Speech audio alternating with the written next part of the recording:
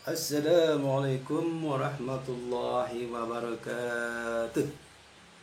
Oke guys, senang jumpa lagi dengan saya di sini Suyadi di channel terindah Suyadina. Kali ini kita akan membahas tentang jenis-jenis orang gila dan kenapa manusia itu bisa menjadi gila.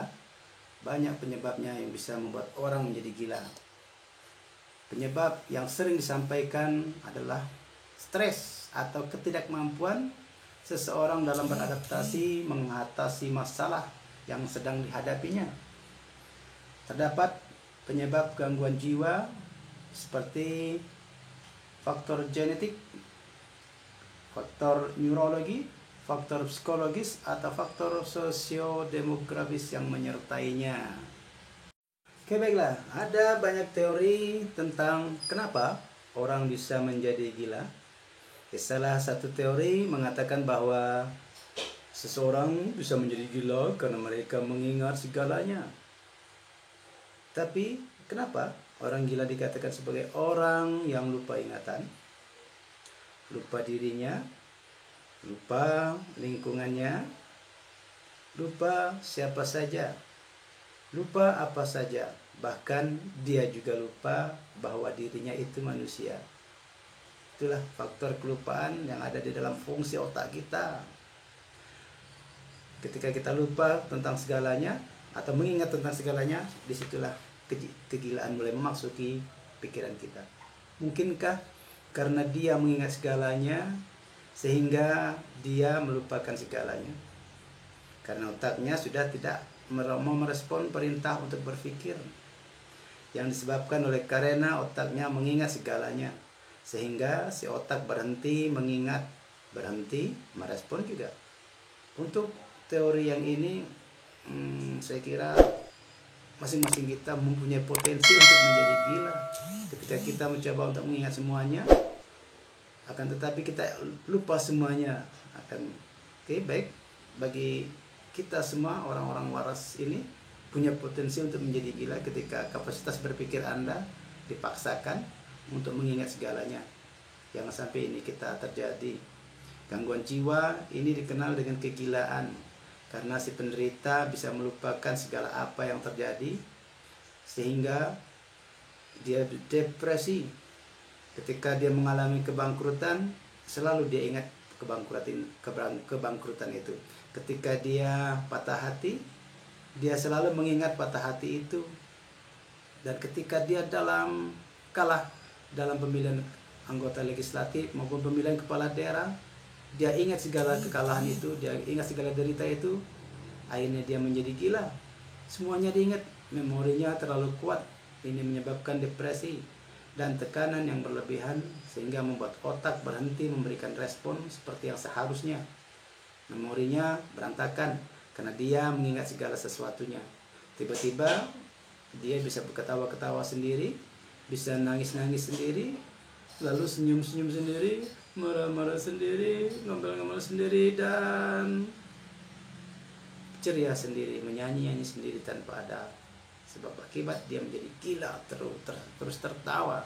Itu penyebabnya. Dan kita akan meneruskan jenis-jenis kegilaan yang sering diderita oleh manusia. Selain derita gila yang sudah bawaan, yang akibat pikiran sendiri, ada juga gila-gila lain yang lebih eksotik.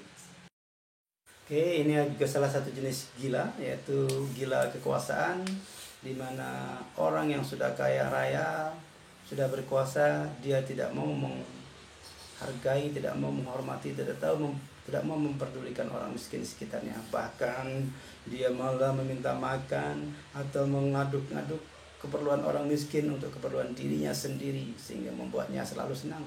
Bahkan dia rela bertingkah laku seperti anak kecil demi dapat perhatian dari orang-orang miskin di sekitar dia. Bahkan dia menyita harta-harta orang miskin demi keperluannya dia sendiri. Inilah gila kekuasaan yang sangat akut yang sering terjadi di negeri kita. Oke, kita teruskan pada gila yang kedua. Ini adalah gila jabatan.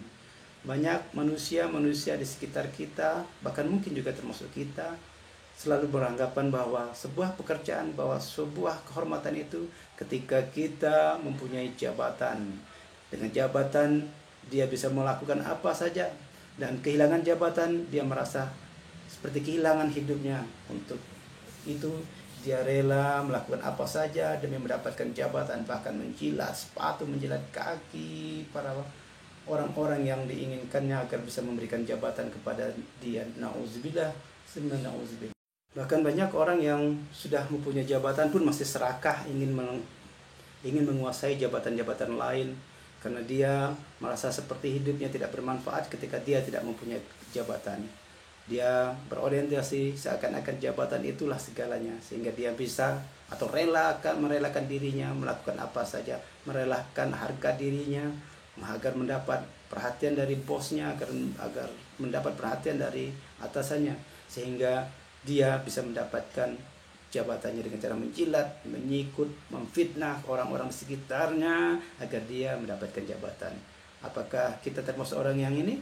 Artinya Anda telah memasuki dunia kegilaan yang Anda ciptakan sendiri. Nauzubillah. Nah, kegilaan yang selanjutnya adalah gila harta.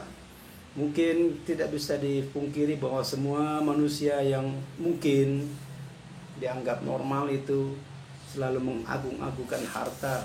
Dengan segala harta mungkin dia bisa menguasai segalanya. Dengan harta yang dia miliki mungkin dia bisa mengatur manusia, sehingga dia selalu menumpuk-numpuk harta tanpa mau mensedekahkan, mensedekahkannya kepada orang-orang sekitar yang membutuhkannya.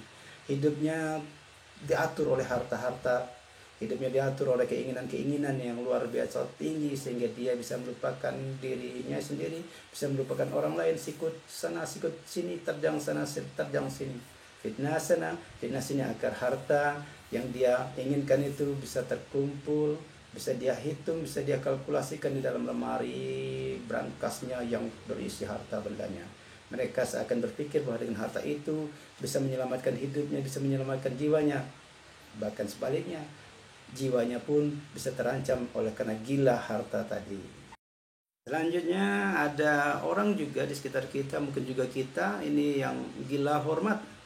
Dia ingin semua orang hormat kepada dia, ingin semua orang mengaguminya, ingin semua orang tunduk kepadanya.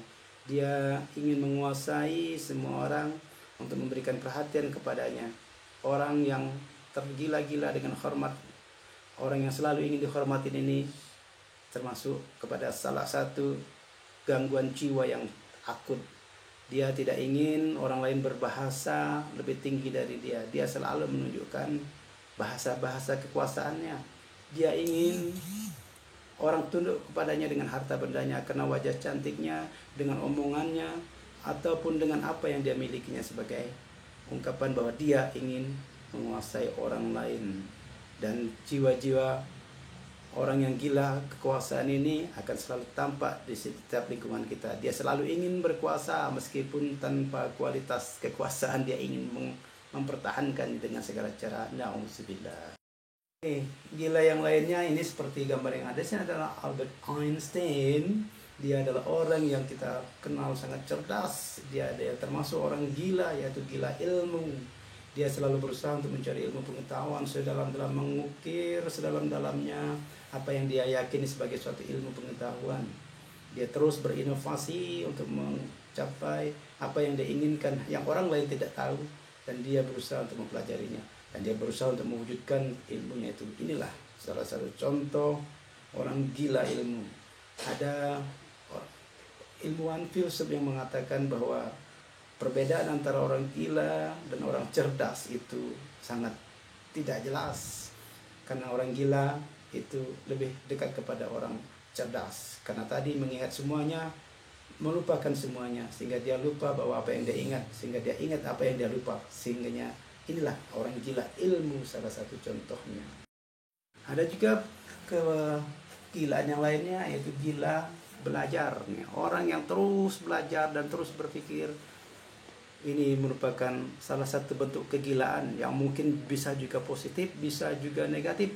Karena terus belajar akan memenuhi kepalanya dengan pengetahuan-pengetahuan yang masif, pengetahuan-pengetahuan yang banyak, yang terkadang bisa melebihi daripada kapasitas otaknya dalam menerima pengetahuan tersebut, sehingga dia lupa bahwa sekitarnya juga memerlukan komunikasi dan dia juga membutuhkan informasi daripada orang-orang lain, membutuhkan sosialisasi dengan orang lain, tapi dia lupa bahwa yang dia butuhkan hanya belajar, belajar dan belajar.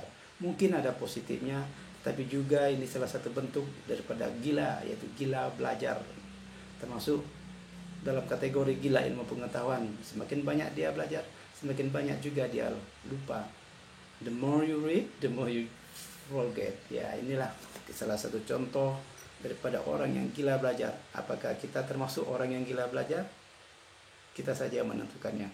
Yang penting selama dia menjadi positif, mungkin gila belajar ini bisa kita maknai sebagai orang yang terus berinovasi dalam mencari ilmu pengetahuan. Tak dipungkiri bahwa sebagian manusia, khususnya para laki-laki ini, juga ada yang gila dengan wanita. Dia tidak bisa sedikit pun melihat wanita agak cerdas, agak pintar, agak seksi dan agak cantik. Dia selalu tergila-gila untuk mendapatinya. Dan inilah gila wanita atau gila seksuality yang sering diidap oleh pada umumnya adalah kaum laki-laki yang lebih vulgar menunjukkan kegilaannya pada wanita. Tapi jangan salah bahwa wanita-wanita juga ada yang terlalu vulgar untuk menggila-gilai laki-laki. Karena menggilai atau proses gila terhadap lawan jenis ini juga terjadi pada dua gender ini. Tidak hanya pada laki-laki, tapi juga pada wanita yang mereka selalu melihat orang lain itu lebih menggairahkan daripada orang yang ada di sampingnya, daripada laki-laki yang ada di sampingnya, daripada istri-istri yang ada di sampingnya. Dia selalu melihat orang lain lebih seksi. Inilah salah satu umpama orang gila, tapi gila wanita ataupun gila laki-laki. Apakah Anda demikian? Segeralah insaf kalau memang demikian, karena pasangan Anda itulah yang ditakdirkan Allah Subhanahu wa taala. Baiklah guys, selanjutnya ini adalah gila narkoba atau gila obat-obatan. Karena kita mengetahui bahwa psikotropika ini merupakan obat-obat yang merangsang otak kita untuk terus bekerja secara intuisi. Dia bisa menghayal dengan setinggi-tingginya, dia bisa menghilangkan rasa sakit, dia bisa menghilangkan rasa sedih dan duka dengan mengkonsumsi obat-obat ini. Dan ingat, ketika Anda terus mengkonsumsi ini, artinya Anda sudah memasuki pada ruang kegilaan ini. Dan semakin lama semakin akut. Inilah salah satu contoh bukti bahwa orang yang sering mengkonsumsi narkoba ini, dia benar-benar permanen menjadi gila dan menghuni rumah sakit gila karena dia terlalu banyak makan obat gila. Narkoba itu adalah obat-obat gila yang dikonsumsi untuk orang-orang yang kepingin menjadi gila. Nauzubillah min dzalik. Jangan sampai Anda dan keluarga kita semua mengkonsumsi obat-obat gila ini karena tujuannya adalah mereka ingin menjadi gila. Nauzubillah min dzalik. Oke, ini terakhir mungkin itu adalah ciri-ciri khas orang yang ingin menjadi gila. Terus setelah kita melihat paparan di awal tadi, apakah Anda ingin menjadi orang gila? Ketika Anda awalnya adalah sehat, pertahankanlah sehatnya itu, karena Allah memberikan kita kekuasaan untuk menjadi orang sehat, karena Allah telah mempercayai kita untuk menjadi orang waras. Maka kegilaan itu jangan kita tanamkan di diri kita masing-masing. Kegilaan itu jangan kita yang memulainya. Biarlah kita merawat kesehatan ini, kita merawat tubuh ini yang telah diberikan oleh Allah Subhanahu wa taala untuk tetap menjaganya, untuk tetap waras. Karena kegilaan itu, kecuali memang cacat dari awal yang telah ditakdirkan Allah, itu merupakan takdir yang Allah berikan. Tetapi ketika kita masih sehat, jangan kita terlalu stres untuk berpikir yang melebih-lebihi kapasitas pikir kita. Jangan terlalu membawa alam pikiran kita terhadap sesuatu yang berlebihan. Karena itu artinya kita telah memasuki dunia kegilaan yang kita ciptakan sendiri. Ingat, apa yang terjadi pada diri kita itu adalah kuasa Tuhan, kuasa Allah Subhanahu wa taala. Kita hanya bisa menerima kondisi kita sambil terus berikhtiar, sambil terus untuk memperbaikinya. Dan jangan anggap bahwa itu adalah hal terakhir yang harus Anda lakukan untuk menjadi gila. Bahwa tidak semua persoalan itu harus kita pikirkan, karena persoalan itu adalah parameter dari Allah Subhanahu wa taala untuk memperkuat jiwa kita. Dengan tetap berusaha untuk menyelesaikan masalahnya itu, dan tetap berikhtiar dan berdoa kepada Allah Subhanahu wa taala. Tak ada persoalan yang tak terselesaikan selama kita bertawakal kepada Allah, meyakini bahwa semua masalah yang dapat datang kepada kita itu adalah dari Allah, dan kita berikhtiar kepada Allah, berikhtiar juga kepada sesama manusia untuk menghilangkan masalah itu, sehingga kita bisa kembali mendapatkan kesehatan kita. Wassalamualaikum warahmatullahi wabarakatuh. Jangan lupa untuk tinggalkan like, share ke kawan-kawan kita, juga komen serta subscribe bagi yang belum. Terima kasih. Bye bye.